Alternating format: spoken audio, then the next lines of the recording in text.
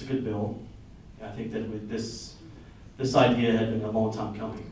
We had seen that given the high risk marketplace of the high financial risk of the marketplace, there needed to be some type of regulation. There were several indicators that we should have acted sooner on this particular issue.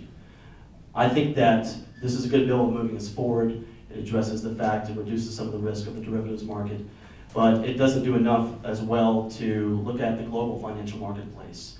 If you look at the marketplace here in America, it's not completely cut off from the rest of the world.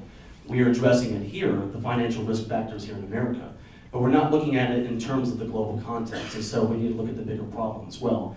Now, we also have to look at the individual risk and the individual financial reform at the individual level. I know as someone who has about $50,000 of credit card debt myself from paying for my parents' medical bills, that these companies, the usury laws really have nothing to do with us anymore. They can hike up the interest rates anytime you want.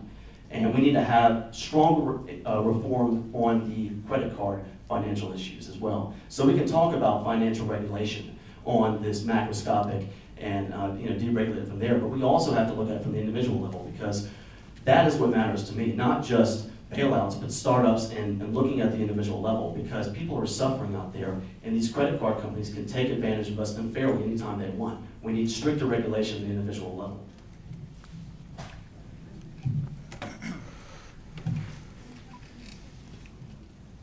Our economy was brought to its knees in 2008 because of very risky gambles made by these big Wall Street banks.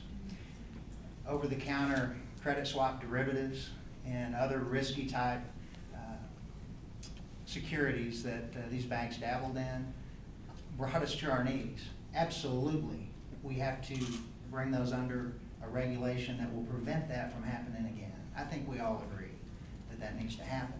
What I want to make sure that we do, though, is differentiate between Wall Street and Main Street and not have our community banks that are doing a good job here in Arkansas, that do pay attention to credit quality and credit worthiness, that weren't making risky home loans, that are doing it the right way, aren't lumped in with these big Wall Street banks and unduly regulated to the point that they can't deliver credit to businesses and individuals here in Arkansas. So I think it's very important that we separate Wall Street from Main Street, but we definitely have to bring the risk back under control so that this never happens again.